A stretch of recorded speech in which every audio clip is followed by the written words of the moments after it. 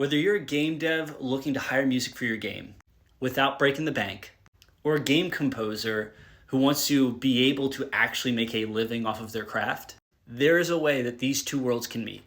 Unfortunately, that way seems to be more complex than it actually is. Hint, it's music licensing, but I'm going to simplify it for you. So by the end of this video, whether you're a game developer or a game composer, you'll be able to walk into any scenario to be able to purchase someone else's music or sell your music in a way that, one, doesn't break the bank of the game developer, and two, allows a composer to make a fair living. Let's get into it. So whenever I create a contract, there's 5 key areas that I'm looking at. What part of the song do you want to own? How exclusive do you want the ownership? Do you want to pay now or do you want to pay later? Do you want to rent the song or own the song? Or there's like some other miscellaneous stuff. So let's go through these one by one. And as we go through these, I'm sure you're going to start seeing how you can actually buy a song for less upfront, but still allow the composer to get paid more on the back end without dipping into your pocketbook. So let's start with the song. You can either purchase the rights to the publishing or the master. So what's the difference? Publishing is like the idea of the song, the composition. And if that sounds heady to you, hear me out. Maybe you've been watching TV and a commercial for a new medicine comes on. And it sounds like, I don't know, some Beatles song, but the lyrics are replaced. So they're pretty much taking the melody and the harmony and the idea of the song, and they're twisting it and using it as their own. That's an idea of a publishing right. Now a master, that is the actual recording that you're hearing. And chances are you're going to be asking for master rights. So that file with the final music that we agree upon, that's the master. And to make an analogy, if you're a game dev, you have this awesome idea for a game, you could sell that idea to somebody else. That would be like the publishing rights. Or you build the game and then push it out. That would be the master rights, the final game. Okay, let's move on to the next one. Exclusivity. So an exclusive ownership means you're the only person that can use whatever part of the song you've agreed upon. Non-exclusive means that composer can still sell that song to other people. Next, we have pay now or later. So buyout means like you're just going to purchase a song right out of the gate, nice and clean cut. Royalties are you're going to give a share of the profit of the game to the composer. And what's cool about buyout versus royalties is you can actually mix these on a spectrum. So a lot of AAA studios, because they have the upfront budget, are just going to say like, we're just going to buy the song.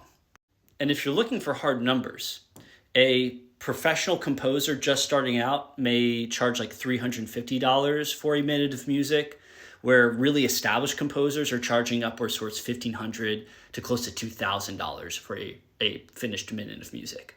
Me, I charge anywhere between $500 to $1,000 depending on the complexity of the piece. And as an indie person, you may be like, oh my gosh, I cannot spend that much for like one piece of music. Are you kidding me? I get it. And so this is where royalties can really help out. Now, when I say royalties, it could also mean profit sharing, and just for the ease of simplicity, I'm going to lump those two terms in together in this video. But basically, it's giving a percentage or a fixed number of however many sales happen. And that number can be as low as 5% to as high as like 40%.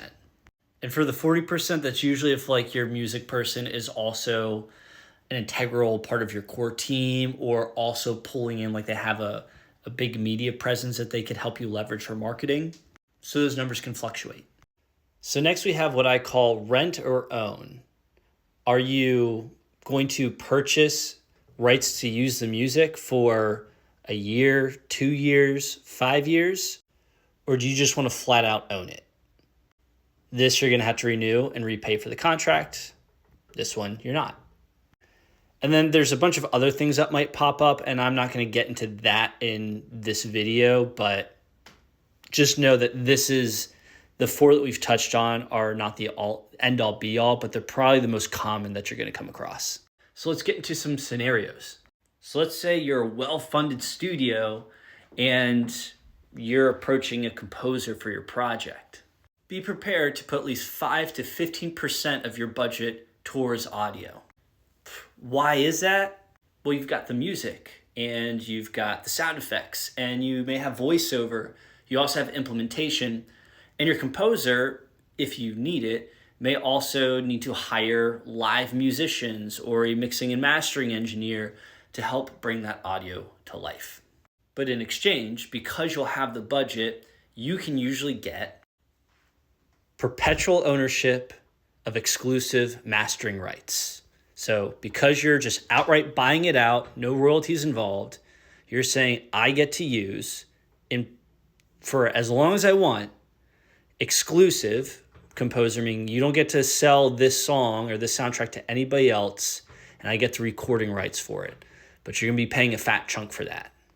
Okay, but what if you're like a bedroom indie developer? You don't have thousands, you might not even have hundreds of dollars to throw at this. What do? Well, you still probably want master rights, but maybe you agree that they're non-exclusive. So a composer could still use that to maybe sync and fish out for other musicians or other projects that could use that music.